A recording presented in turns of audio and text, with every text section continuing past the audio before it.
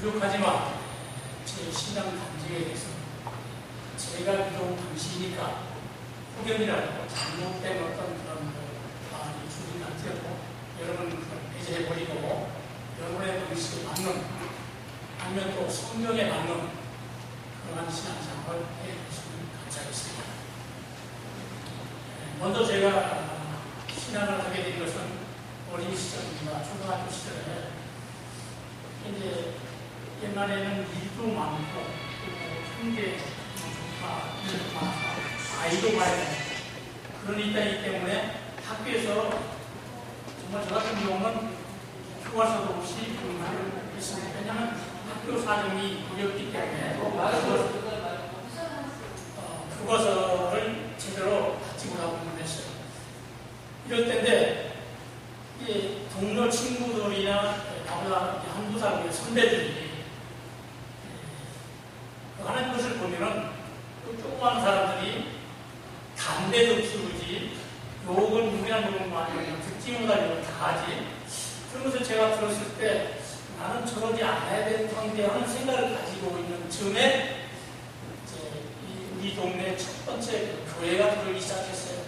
그래서 누구의 전도도 받지 않고 제 자율적으로 못 오는 곳인가, 이 교회는 못 오는 곳인가 하고 가봤었습니다. 가서 이 얘기를 들어보니까 정말 내가 답이라는 것이다.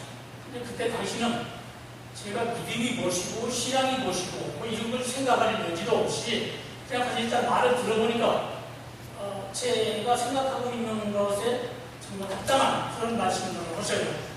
제가 그래서 신앙을 믿게 됐습니다. 그때는 정말 믿기 힘들었습니다. 왜냐하면 우리 아버님께서도 그걸 보시고 그때는 성경을 조그마한 신학 성경만 읽었어요. 교회에서. 그걸 이제 감추어가지고 다니면서 보는데 집도 문제지만 동네 사람들이 보기에 제가 성경을 가지고 기획하면 저를 비난하고 춤춰요. 뭐로 가는 데냐, 어디로 가는 데냐, 뭐 이렇게 요가 아니면 뭐 이렇게 비난을 하고 그랬어요. 그 성경을 감춰가지고, 어떻게 감춰가지고 와서 교회를 다니고 그랬습니다. 그런데 주일을 지켜야 되잖아요. 주일을 지켜야 되고, 어린이 예배가 목요일날 했어요. 그때 당시 우리 교회는. 그리고 수요일날 예배를 가야 돼요. 그러면 그때는 정말 먹고 살기가 너무 힘들었습니다. 하루 굶으면 열흘을 굶으라는 노인들 많이 있어요. 하루도 놀지 않아야 되는 그런 입장인데 어떻게 감히 어린 놈이 교회에 가서 하루 있을 수 있겠습니까? 교회 다닐 때 못 나갑니다. 그래서 이제 낮에는 못 나가고 저녁에만 나가는데 저녁에도 산이나 풀이나 아니면 애 보고 아니면 청소해야 되고 이거 말할 수 없이 바쁘게 저를 살았습니다. 어렸을 때부터. 근데 그 핍박 속에서 교회에서 이제 뭐 뒤에 종소리 같은 데 울리지 않아요. 뺑뺑 울리고 그러면 종소리 들리면 정말 가슴이 정말 찢어져요. 교회를 가야 될 텐데 아버지의 후통이 무섭고 동네 사람들의 여론이 무섭고 그래서 가지를 못하는 거예요. 이럴 때 이제 낮에 일을 마치고 저녁 1시간에 교회에 옵니다. 교회 와서 하나님 앞에 딱 엎드려서 기도하는 그때는 이제 의자가 없습니다. 없어갖고 1년 반장 판자방만 해서 그때는 이 세면바닥에 있어요. 거기다 물을 딱 이렇게 기도하는 그 기도의 맛은 정말 저는 지금도 그 기도의 맛을 보고 싶습니다. 의자에 앉아서 기도하는 그 모습 정말 싫어요. 옛날 제가 처음에 왔을 때 교회 마룻바닥에서 세면바닥에서 엎드려 기도하던 그 모습이 정말 저는 지금도 상상하는 그 신앙을 갖고 싶어요. 이렇게 핍박 속에서 신앙생활을 해왔던 제가 그 신앙생활을 하다 보니까 예수 믿는 사람은 어떤 식으로 사회사람들 비난을 하냐면 예수 믿는 사람들은 일요일날 돈도 안 벌고 일도 안 하고 돈 넣더라. 그러면 이게 뭐냐? 하나님이 먹여줘? 살려줘? 이렇게 합니다. 그런데 하늘 꼭 흘러나오는 말은 뭐라고 그러냐면 예수를 믿으면 예수 믿는 사람은 뭔가를 다르게 볼 수 있는 그런 여건들을 만들어야 된다라고 하는 그런 말들이 사회 어른들이 얘기를 해야 돼요. 청년들이 저는 이제 어린아이입니다. 근데 그 얘기를 들을 때 내가 무엇을 해야 저 사람들의 마음을 호응으로 갈 수 있게 할 수 있을까? 그런 생각을 나머지 부지런을 해야 되겠다 하는 생각이 들었어요. 왜냐하면 예수 믿는 사람은 교회에 와서 기도를 1시간 하면 나가서 3시간, 4시간 일을 해야 된다. 그런 생각을 했습니다. 그래서 저는 그 어린 나이에도 교회에 와서 1시간 기도하면 절대로 저는 일을 합니다. 정말 해가 새벽부터 밤늦도록, 아니 해가 맞도록 가서 일을 합니다. 그러고 나면 제 마음은 후원하면서도 하나님 앞에 기도 못한 그 기도, 그 아쉬움이 마음속에 구름대처럼 불불 끓어오릅니다. 그래서 저녁 식사도 할 때 있지만 안 하고 오는 때가 거의 많습니다. 밤에 와서 하나님 앞에 기도하면 그 기도의 맛은 정말 이루 상상할 수 없이 좋았던 것 같아요. 그렇게 해서 기도를 하고 그랬습니다. 근데 성도 여러분들께서는 지금 신앙을 하시면서, 아니 하시기 직전에 부모님 말씀을 100% 순종하시는 분 여기 계십니까? 정말 그거 한번 묻고 싶습니다. 100% 순종하시는 분이 계시는지 아니면 안 계시는지 이제 남겨놓고 제가 말씀드리겠습니다. 저는 아버지가 무지무지 무서웠어요. 정말 아버지 앞에는 정말 좀 속된 얘기를 찍혀도 못했어요. 정말 아버지가 엄했어요. 근데 그때 당시 아버님께서 저한테 들려주는 얘기가 전부 다 잔소리했고 나한테는 합당하지 않은 얘기였어요. 근데 지금에 와서 살면서 생활하면서 보니까 한마디도 땅에 떨어질 말을 말씀하시지 않았어요. 그렇게 귀중한 말씀들을 저한테 해주셨어요. 그리고 내가 아버지의 말씀을 딱 2번 반항했습니다. 언제 했느냐? 제가 아까 얘기한 것처럼 신앙을 첫 번째 할 때, 신앙생활 첫 번째 할 때 교회를 못 가게 하기 했어요. 근데 아버지 불르게 안 가려고 몰래 다녔습니다. 그게 첫 번째 아버지의 명령을 다했어요. 그리고 두 번째는 뭐냐? 두 번째는 제가 군인 갔다 와가지고 이제 군인 갔다 왔으면 성년도 되고 자율적으로 무엇인가를 해야 되지 않겠습니까? 근데 아버님께서는 당신이 하시는 일을 같이 돌봐하라 이제 하자 이거예요. 그래서 저는 그럴 수 없습니다. 이제는 제가 걸어서 아버님도 도와드려야 되고 가정도 이끌어갈 그런 생각을 가지고 있는데 저는 장남으로서 그런 의무가 있어요. 이 의무감을 가지고 돈을 좀 벌어야 되니까 저는 아버지 하는 일에 저는 동의할 수 없으니까 나는 내가 하고 싶은 걸 하겠습니다. 그랬더니 이견 후야 걸리면 어디냐고 몸이 붙잡은 거예요. 그게 도망갔어요. 내가 이게 아버지한테 두 번째 아버지 말씀을 반항했다. 그리고 어머니한테는 단 한 번 딱 반항했습니다. 언제 반항했느냐? 지금 말씀하신 것처럼 아버지한테 제가 아버지 하는 일 안 하고 제가 직장을 잡아서 일을 하겠다고 그러는데 그때 아버지한테 두고 전화하는데 그 당시 또 어머니께서 네가 직장을 해서 다른 데로 나가면 나는 이 세상을 살 여지가 없고 돌아가시겠다는 거예요. 왜냐하면 옛날 사람들은 그 자식을 이렇게 뼈안고 이렇게 사랑해주고 품어주려고 하는 그런 마음이 그 어머니의 마음이 정말로 정말 그랬어요. 근데 지금 어머니들도 마찬가지겠습니다만 정말 어머니가 그렇게 말씀을 하셨어요. 그래서 제가 곰곰이 생각해 봤어요.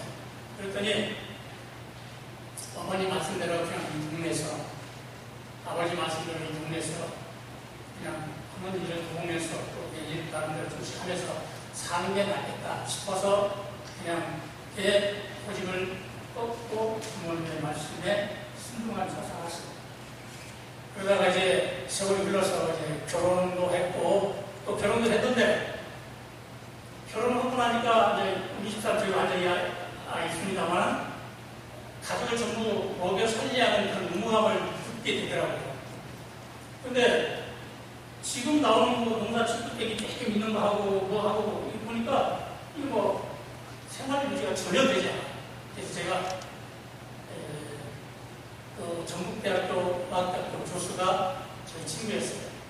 그래서 그한테 제가 일자리 좀 있으면 알아봐달라고 했더니 제가 어떻게 K 생각하더라고요. 서울의 연금고에 가면은 내가 아는 이런 업소가 있으니까 거기 가서 하게 되면 다른 사람은 다른 것 못지않게 그것을 충분히 줄 것이다. 그래서 제가 그 얘기를 듣고 왔어요. 왔는데 제가 카운터를 보기 시작했는데요. 와서 그 일을 하면서 가만히 제가 생각을 했어요. 내가 과연 이 길을, 이 직장에서 보수를 받아가면서 일을 해야 될 것인가. 그런 생각했어요. 근데 다른 사람에 비해서 한 3급 정도 줘요. 그렇게 기억하고 왔어요. 그런데 제가 5일째 되는 날에 결단을 내렸어요. 사장한테서 사장님, 제 친구의 청년을 보나 뭐를 보나 여기를 일을 해야 받은데 저하고는 이게 맞지 않습니다. 그래서 제가 그냥 치우고 지금 이 길에 내려가야 되겠습니다. 사장이 깜짝 놀라서 뭘 잘못했느냐고 막 그러는 거예요. 아니, 잘못한 게 없고 제가 이곳에서 일하는 것은 내 자신이 허락지 않고 안 된다고 그랬어요. 그래서 돈 한 푼도 못 받고 그 어려운 시절에 그냥 서울에서 내려가서는 지게를 지기 시작했습니다. 지게를 지면서부터 경제 활성을 위해서 최선을 다했습니다. 그리고 뭘 하다가 미치고 잘못될 때마다 하나님 앞에 저는 감사했습니다. 젊어 고생은 사서 하고 믿잖아요. 그런 것을 입에 새기면서 저는 그냥 오히려 실패를 가지며 더 자신감을 가지고 하나님께 부탁하면서 저는 신앙생활을 해왔습니다. 많은 사람들이요, 제가 실패하는 것을 보고 아이고 좀 큰일 났네, 그렇게 옆에 있는 사람까지 걱정을 했습니다. 근데 저는 그 실패를 저의 희망과 소망으로 붙들고 거기서 오히려 더 역으로 더 큰 것을 더 알뜰하게 사업을 하면서 돈을 벌었습니다. 그래서 지금까지 여기 왔습니다만 예수 믿는 사람은 정말 부지런해야 됩니다. 또 예수 믿는 사람들은 다른 사람들에게 붙지 않는 그런 그 숨은 봉사력이 필요합니다. 또 예수 믿는 사람들은 부모에게 순종하고 효도할 줄도 알아야 됩니다. 정말 저는 이 사회교회 스포츠에서 이렇게 가족을 버리고 가족을 배반하는 현상들을 보면서 정말 저는 가슴 아파하는 날이 많습니다. 우리 하나님 믿는 형제 여러분들께서는 정말 부모한테 효도하려고 하는 마음을 정말로 가지셔야 됩니다. 부모가 돌아가시고 안 계신다면 지금이라도 늦지 않았으니 회개하시고 하나님 분에 바르게 기분 좋게 가실 수 있도록 회개하는 마음을 가지십니다. 그리고 그 예수 믿는 사람들은 부지런도 해야 되지만 또 기도를 많이 해야 됩니다. 왜 기도를 해야 되냐? 예수 믿는 사람들은 예수 믿는 사람이나 안 믿는 사람이나 기도하지 않고 세상에 같이 이렇게 흔들고 돌아다닙니다. 보면 이건 미역도 아니고 좋다. 예수 믿는 사람은 하루의 생활이 지나가면 그 다음 그날 저녁에 가슴에 정말 손을 얹고 자기 자신을 검토해보는 그런 시간을 갖습니다. 왜냐하면 그런 시간을 갖지 않으면 신앙에 믿는 본이 없어요. 신앙에 여지도 없어요. 그래서 우리는 하나님을 믿는 우리에게는 정말 자신을 검토하면서 그날 저녁에 가슴에 손을 얹고 자기 마음을 돌이켜보는 그런 시간을 가지시는 여러분이 되시기 바랍니다. 저는 그렇게 했습니다. 여러분이 뭐 이렇게 확실하게 보여줄 수 없지만 보이지도 않지만 저는 정말 그렇게 합니다. 가정에서도 가정부라 뭐 나날끼리 사는데 어떻게 인부부 인부가 될 수 있겠습니까? 안 됩니다. 하지만 서로가 서로를 이해하고 또 참고 견디다 보면은 서로의 뜻과 저 사람의 심리와 내 심리를 알게 돼요. 서로가 서로를 이해하게 하면서 살아야 인고 부부라는 칭호로 받을 수 있고 좋은 부부가 되어줄 수 있어요.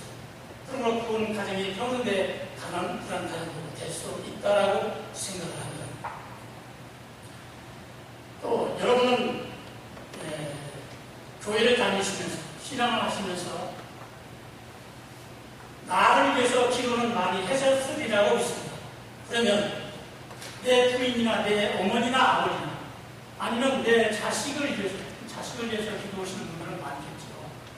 하지만 배 아프게 있는 내 자식을 생각하면서 기도하는 그러한 모습으로 다른 사람의 기도로 그렇게 해주시기 바랍니다. 그러면 바로 그 기도가, 여러분의 그 기도가 다른 사람, 누구를 지명해서 했다면, 예를 들어 내가 우리 교회 뭐 석순필 장로를 위해서 기도했다. 그러면 나는 석순필 장로를 위해서 기도를 했습니다. 그러면 하나님께서 제 기도를 들어주십니다. 아울러 여러분에게는 복되기 축복이 돌아온다는 사실을 잊지 마십니다. 남을 위해서 기도한다는 것은 정말로 쉽지도 않지만 하면 여러분에게 배 이상의 축복이 온다는 사실을 알으십니다. 그리고 또 하나 말씀드리겠습니다. 예수 믿는 사람들이 어떻게 보면 대체적으로 속이 좁아요. 그래서 교회나 사회적으로나 어디 나서 누추라고 하시는 게 잘 응어리가 풀리지 않습니다. 저는 그걸 뭐 선제히 느끼면서 살아왔고 저 또한 그렇습니다. 그런 사람 중에 저도 한 사람입니다만은 이러한 신앙생활에서는 절대로 안 돼요. 용서하려고 생각하고 예리하려고 생각하는 그런 마음의 자세가 필요합니다.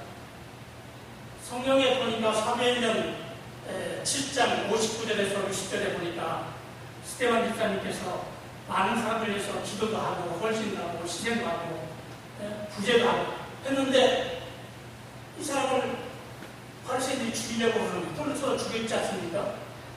그러나 그 스데반 집사님께서는 저들에게 그 죄를 돌리지 마시라고 했어요.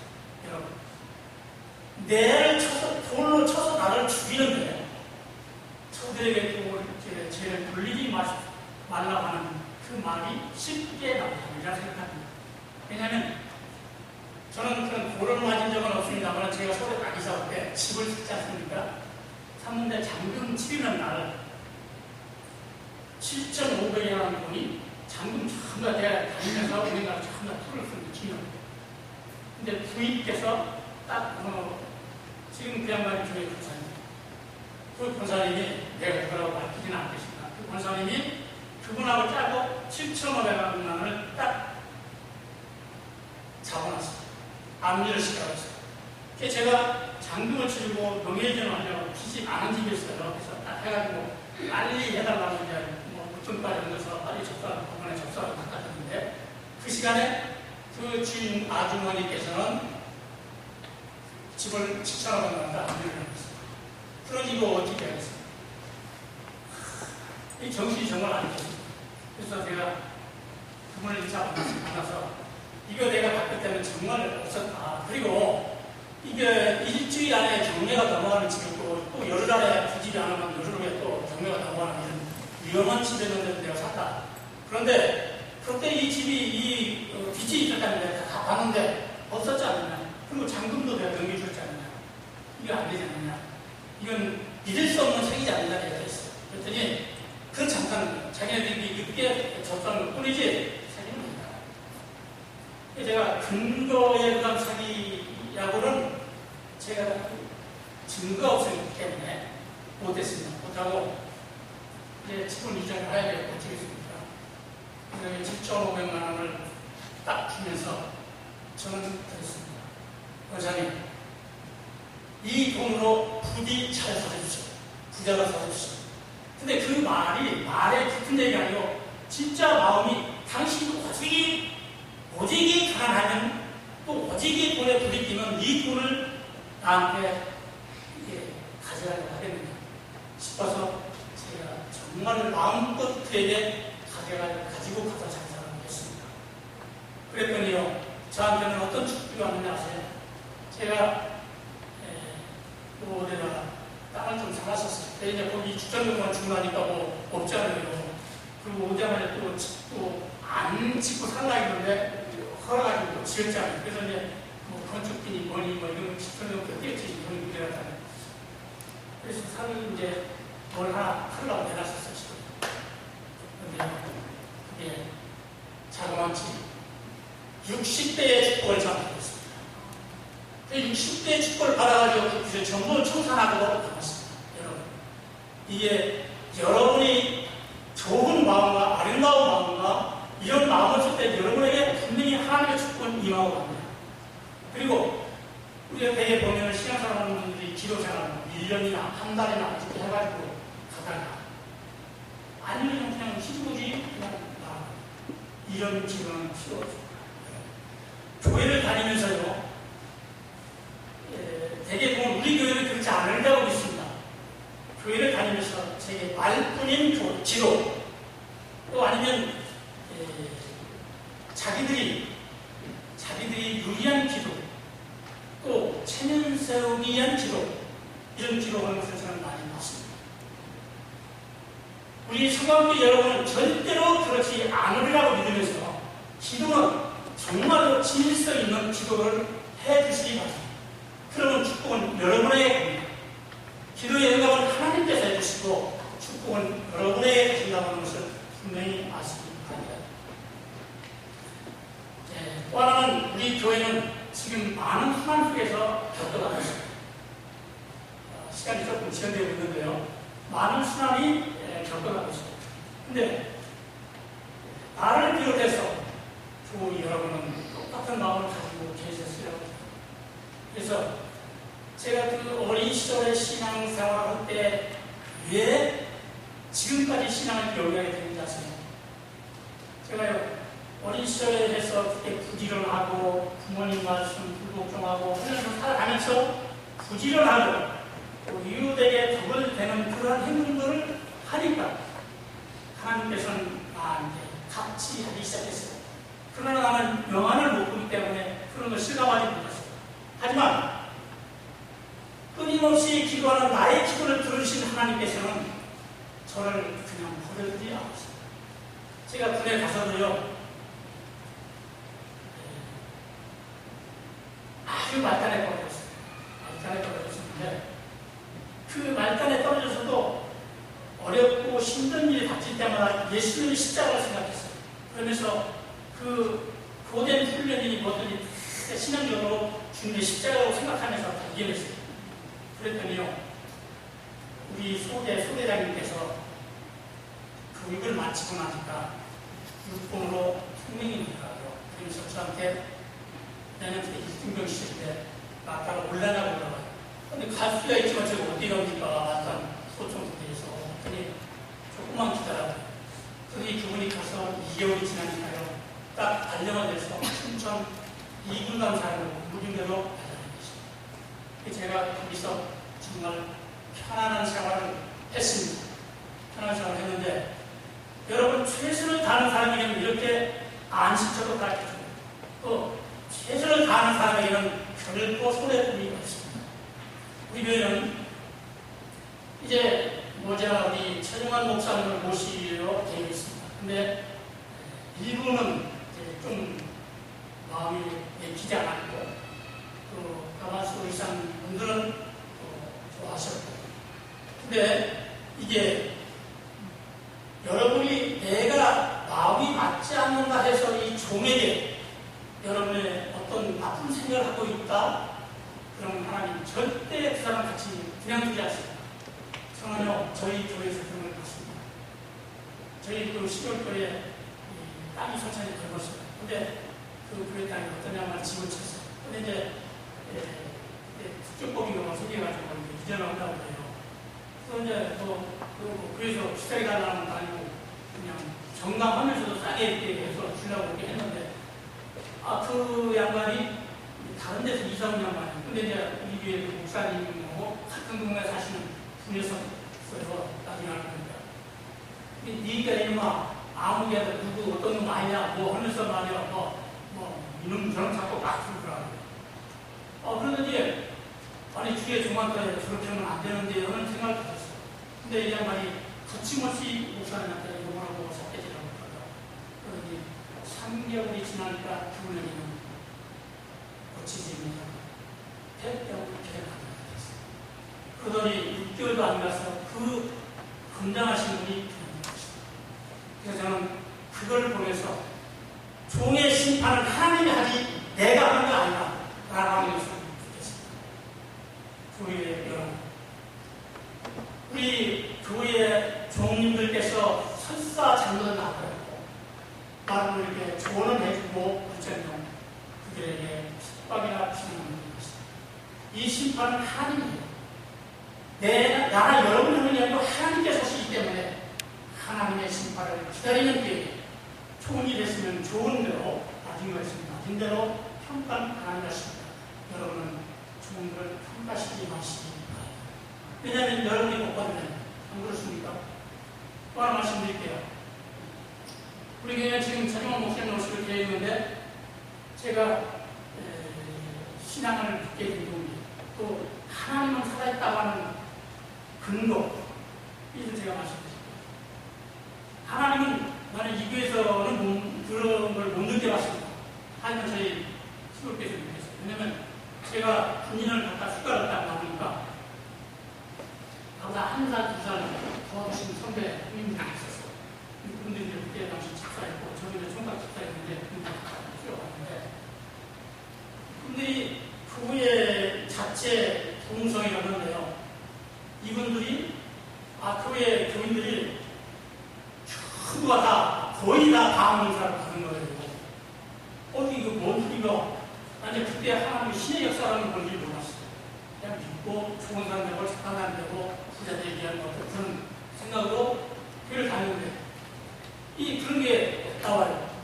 근데 그러다 보니까 나는 막 답답하고 기도도 안 나오고 저분들 죽여놓고 막 그냥 쌤통이 나오고 그러는데 그냥 밤을 새고 기도를 해도 하나님이 내 기도는 안 들어줘요. 그렇게 느꼈어요. 그런데 옆에 있는 분들, 선배, 후배, 중학교 학생들까지 심지어는 방언을 받은 사람들이 그렇게 많아요. 그러더니 어느 날 새벽에 딱 예배 두 분이, 성분대 두 분이 예언의 은사를 그래서 내가 그때는 예언의 은사가 성경은 이걸 좀 뭔 소리인지도 몰랐어요. 우리 둘이 딱 예언의 은사를 받는 거예요. 보고 하나님 나한테는 예언의 은사를 안 주셔도 좋으니 하나님 변하지 않는 믿음 주시고 우리 가정 축복해 주시고 건강해 주시고 이 교회를 축복하여 주옵소서 하고 기도했습니다. 그랬더니 하나님께서 그냥 말이 아니에요. 내가 옆으로 기도할게요.